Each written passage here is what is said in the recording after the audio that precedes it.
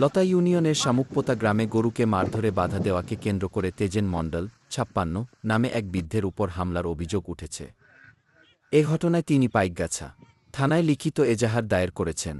ভুক্তভোগী তেজেন মণ্ডল জানান, গত শুক্রবার ৯ মে দুপুর আনুমানিক ১:১০ দিকে গ্রামের একটি মাছের ঘেরের সীমানায় একটি গরু ঢুকে পড়ে। এ সময়ে অভিযুক্তরা গরুটিকে মারধর করতে থাকেন। তিনি অবলা প্রাণীটিকে না মারার অনুরোধ জানিয়ে গরুর মালিককে জানাতে কিংবা প্রয়োজনে ক্ষতিপূরণ দাবি করার কথা বলেন। এতে ক্ষিপ্ত হয়ে আল আমিন গাজী ২৭ ও জাফর গাজী ২৫ পিতা আজিজ গাজী তাকে অকথ্য ভাষায় গালিগালাজ করতে থাকেন বলে অভিযোগ করেন তেজেন মণ্ডল। এক পর্যায়ে তারা বাঁশের লাঠি দিয়ে তার উপর হামলা চালান বলেও অভিযোগে উল্লেখ করা হয়। পাশের ঘেরের কর্মচার নুরু জানান, আমি ঠেকাতে গেলে আমাকে মারধরের হুমকি দেন। ভুক্তভোগীর স্ত্রী অভিযোগ করে বলেন, হামলার সময় অভিযুক্তরা বলেন, ভারতে মুসলমানদের উপর অত্যাচার শুরু হয়েছে, বাংলাদেশ তোদের দিয়ে শুরু করলাম। হামলায় আহত তেজেন মণ্ডলকে তার স্বজন ও স্ত্রী উদ্ধার করে দ্রুত পাইকগাছা উপজেলা স্বাস্থ্য কমপ্লেক্সে ভর্তি করেন।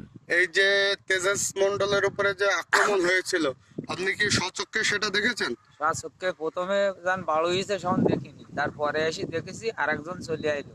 এই দুইজন আইলো যান শুনি, আমি এসে তার কাছে অনেক কিছু জিজ্ঞাসা করেছি, আমারও হুমকিতেছে যে হলো আমি আমারও দেখি নেবে এই শঙ্কুতার বাজারে এসে।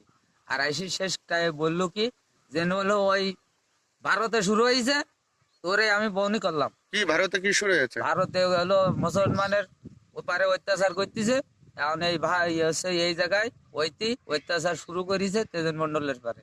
আর একজন ছুটি এসে বলতেছে, তোরে বাসায় আসলি কুফাবো, তোর গরু ঠরু ব্যাট সব কুফাই জমি করে খাবো। এই কথা। নাম কি বলতে পারবেন? নাম ওই একটার নাম আলামিন, আর একটার নাম যেটা কুফাবো কইছে সেটার নাম আমি জানি না। আপনি জানেন না? আপনি কি মারতে দেখেছেন? আপনি যখন আসছেন তখন কোনো বাড়ি? আমি দেখেছি মারতে। আপনি দেখেছেন? হ্যাঁ, পাশে রাখালি ১ বিঘত কানে ছিল, আর সব এই তেজেন মন্ডলের পিটি গুঁড়ো গুঁড়ো হয়ে গেছিল। বাড়ি কোথায়? কয় নাম্বার ওয়ার্ড?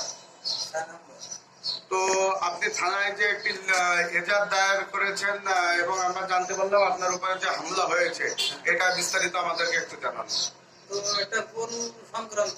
সে বলটা হচ্ছে আমার না একটা অন্যের আমাদের পাড়ার একজন, ওরা অবৈধ ওদের ঘেরের বাড়িতে গেছিল না, এটা অন্য অবৈধভাবে মারছিল। তাই বলতো ওদের মারি না, আমি ওদেরকে বলে দেবো না। তো বললো আমাদের, আমি বললাম আমাদের পাড়ার গরু, তাই ওদেরকে বললাম তোমাদের যদি কোনো ক্ষতি করে তা সে ক্ষতিপূরণ তারা তোমাদের দিয়ে দেবে। পিছন থেকে একজন এসে বললো কি যে ওই ভারতে আমাদের মুসলমানদের পড়াইয়ে তাড়াই যাচ্ছে, এই মালায়নদের গরু আমাদের যে মালায়ন আগে মার, আর আছে গরু নিয়ে সবাই এই বলে এই বলে ওরা মার শুরু করে। এই কথা কে বলছে? বলছে হচ্ছে তাদের জাফর আর হচ্ছে আপনার আলাম। তারপরে কি হলো?